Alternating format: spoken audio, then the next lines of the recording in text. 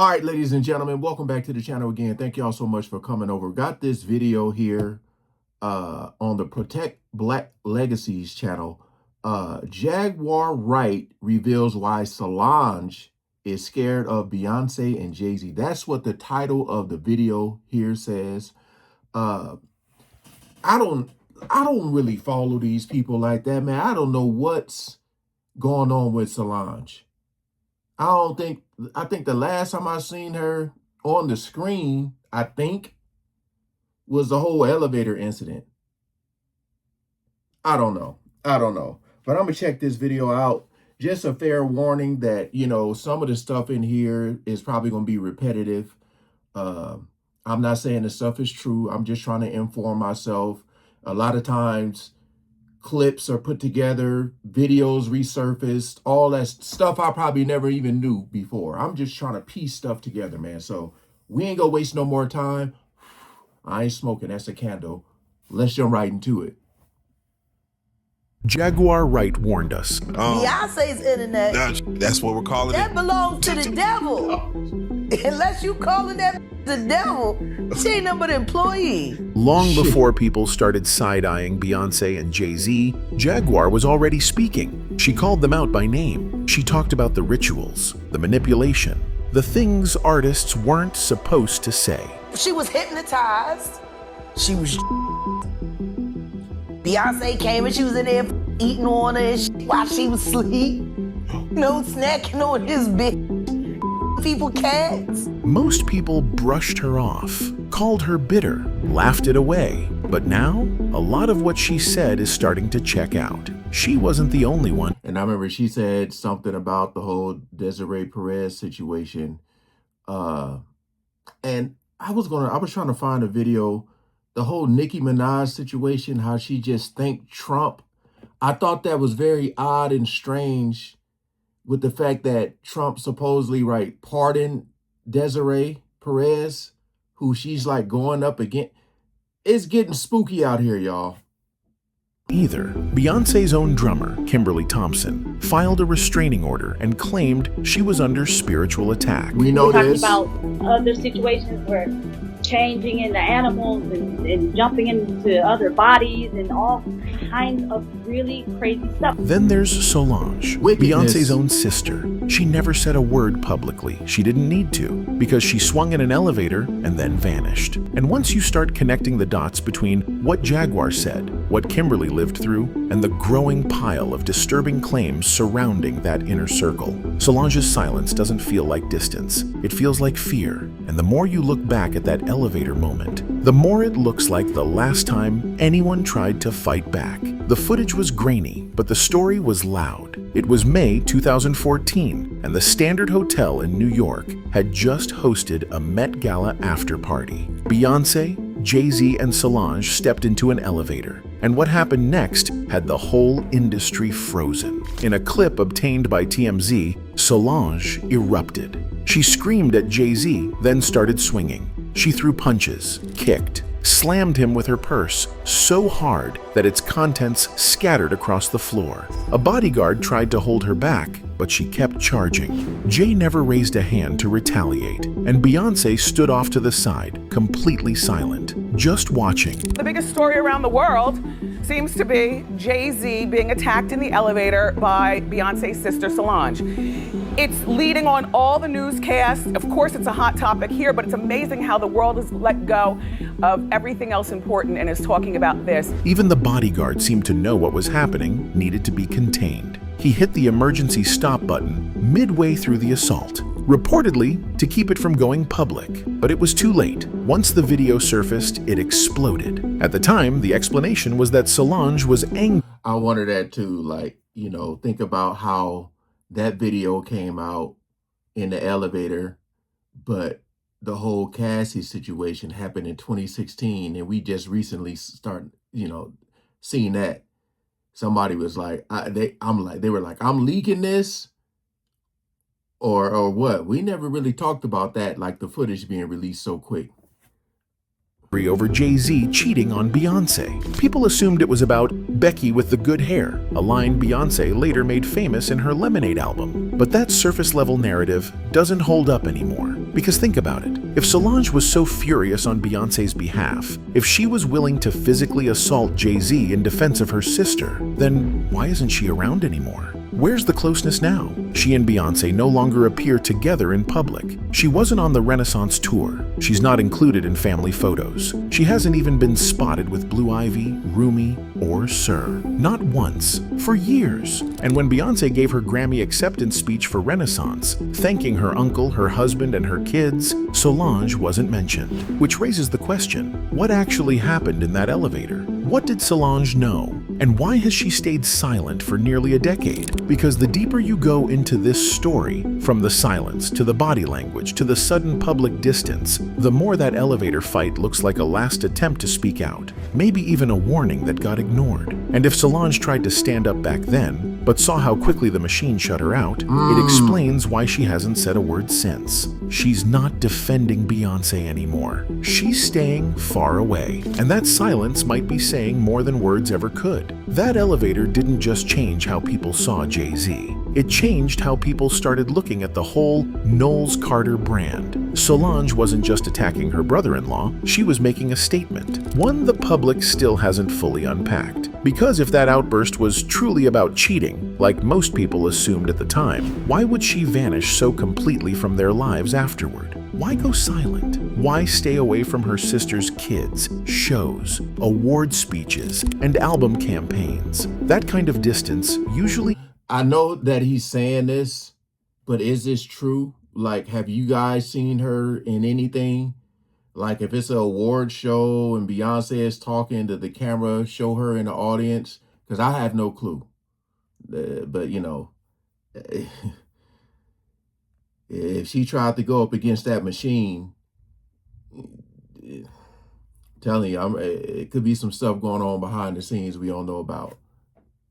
Means one thing. Somebody saw something they weren't supposed to see and didn't want to be part of it anymore. Fast forward almost a decade, and the silence around that incident suddenly feels like a pattern, because Beyoncé is now facing her own moment of truth, and she's choosing silence too. As Diddy's entire world falls apart under federal investigation, with lawsuits, survivor testimonies, and court-documented stacking up against him, Beyoncé hasn't said a word. Nothing. Not a post, not a press release, not a single acknowledgement that something's happening, and people are noticing. If Beyoncé is really for women's rights, then why she ain't speak out for none of the women who were a victim of Diddy? Make it make sense behalf. That clip hit different because it came from the same crowd that's always defended her. The Bayhive. These aren't random trolls. These are longtime fans asking why their so-called queen of feminism is quiet when it really counts. Beyoncé built her image on female empowerment. Remember the 2014 VMAs? She stood in front of a massive glowing feminist sign. She's featured speeches from women's rights activists in her music. She's headlined campaigns for black girls, working mothers, and female creatives. But where is that voice now? When black women, Cassie, Jane Doe 1, 2, 3, are naming one of her closest industry friends as their abuser, let's be clear, Beyoncé and Diddy aren't strangers. They've been tied together for decades. Joint performances, shared stages, exclusive invite-only events, even their business ventures crossed paths, including Roc Nation's long-standing relationship with Revolt, Bad Boy Records, and Live Nation. Beyoncé has been a guest of honor at Diddy's events. Jay-Z helped build the empire Diddy thrived in. This isn't some distant acquaintance, they're connected, deeply. So her silence isn't just disappointing, it's strategic. It protects the brand, the legacy, the billion-dollar image. Jay-Z is just as silent. No statements, no press conferences. And yet, So yeah, because this video is from 5 months ago. But again, you know, just when you really think about that, when they talked about the women's rights and stuff, and I mean, not just Beyonce, it was a lot of women that were quiet. A lot.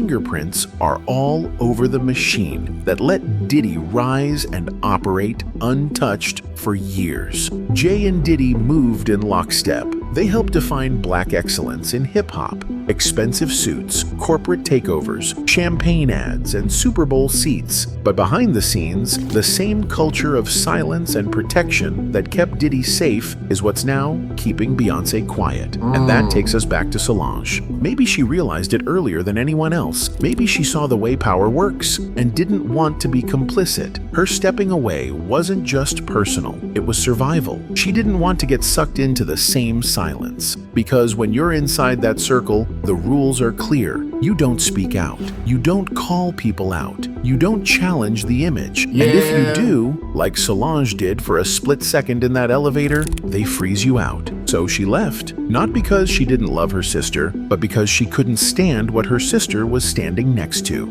If Solange saw something behind the scenes that made her walk away, Kimberly Thompson might have been one of the first people to say it out loud. Kimberly wasn't some bitter outsider. She was Beyoncé's drummer. For 7 years, she toured with her, rehearsed with her, and worked directly under her control. She was part of Beyoncé's elite all-female band, the same one that helped shape her girl power image across the globe. But in 2018, Kimberly came forward with accusations that shattered that image entirely. She didn't just leave quietly, she filed for a restraining order. According to court documents obtained by The Blast, Kimberly accused Beyoncé of using what she called extreme witchcraft, dark magic, and magic spells of S-X-U-A-L-M to manipulate. That's why I was saying a lot of this stuff is going to be repetitive.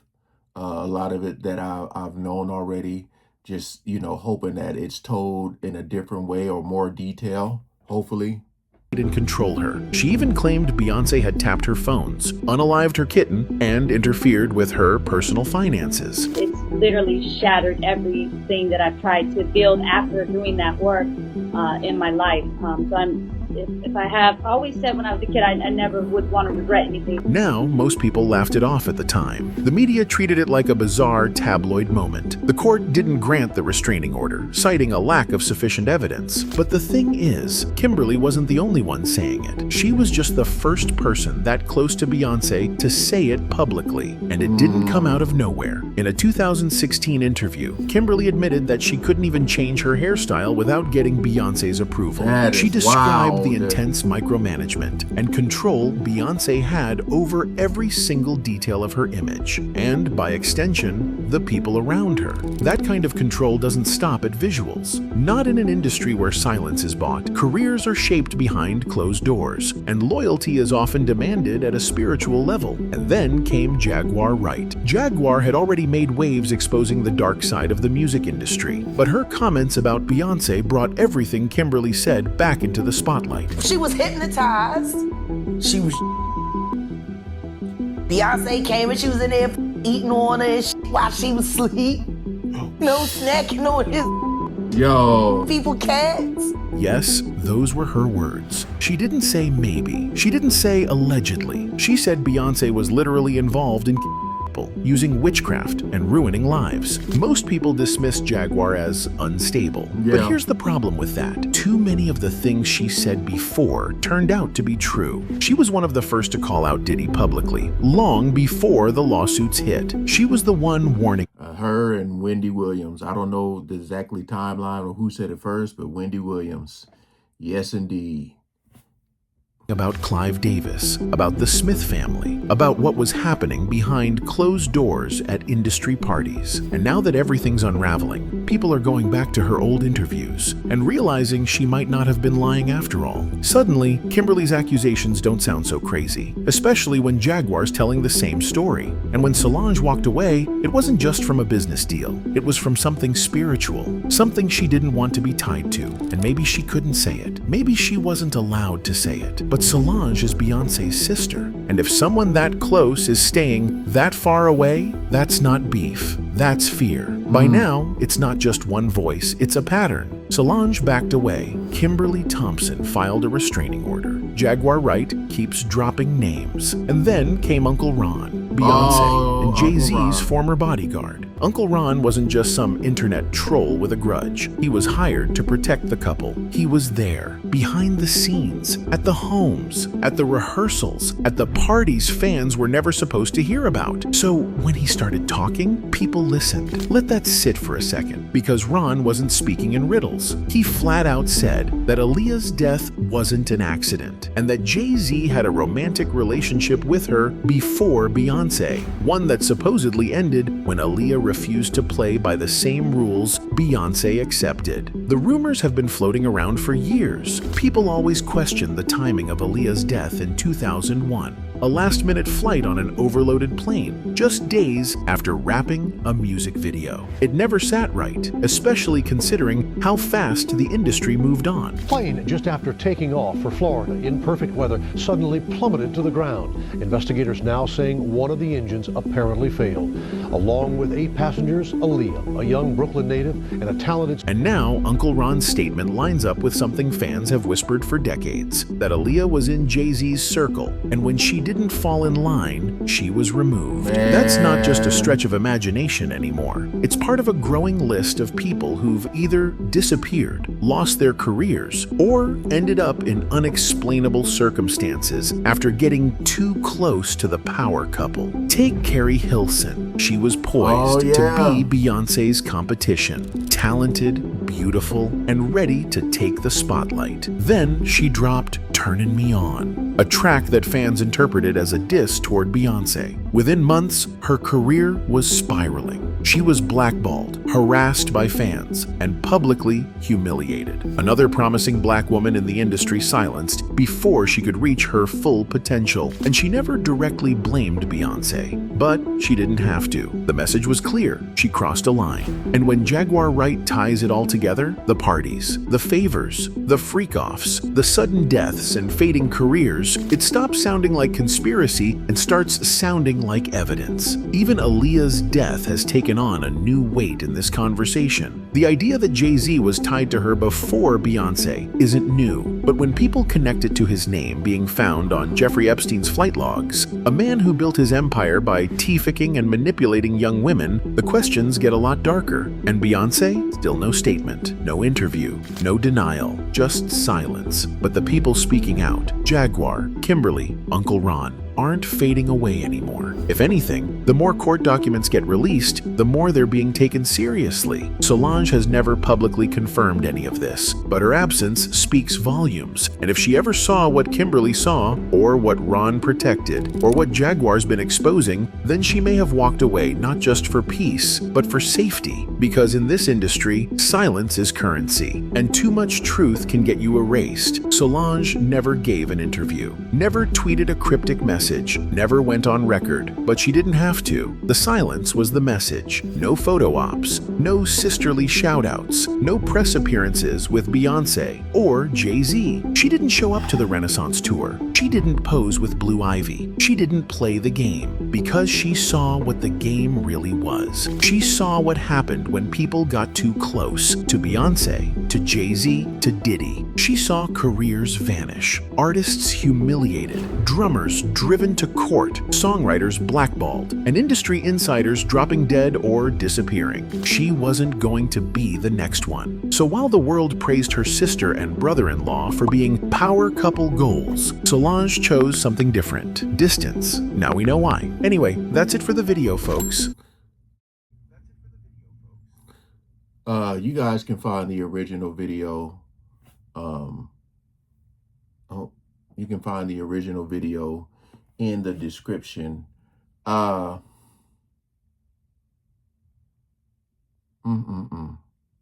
will say this, the silence is loud. I'm glad they brought that up. The silence is very loud because, I always talk about how, like, man, nobody's saying nothing.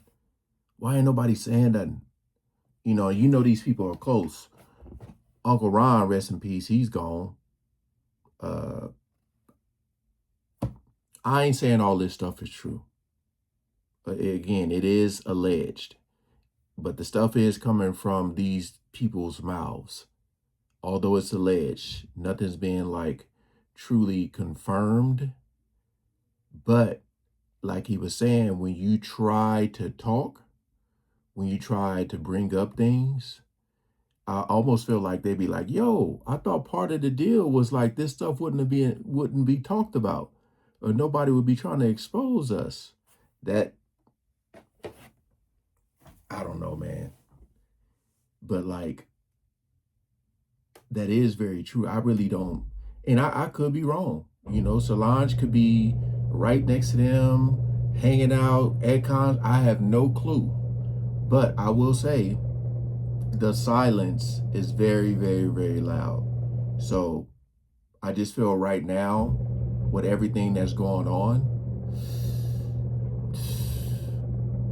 we are probably going to see some type of shift in the industry. It might be a subtle shift, or it might be something very obvious and, you know, they try to cover it up with something. But something definitely is happening. I can feel it. I thought it would be with the whole Diddy situation, but he didn't get the time most people thought he would get. You know, they thought he would get a little more time, at least 2 more years than what he got. But, and then you still got to think about the damn Epstein list ain't came out, which was probably never going to come out. So it's a lot of stuff going on, man. That's why I say this, to me, it's more so about knowing who you're supporting and then trying to figure out, you know, because a lot of people may be just supporting people blindly. I said that before. But once you know, once you gather information and find out, the decision is yours if you're going to continue or not. So, hey, appreciate y'all coming over and watching, man. Peace out.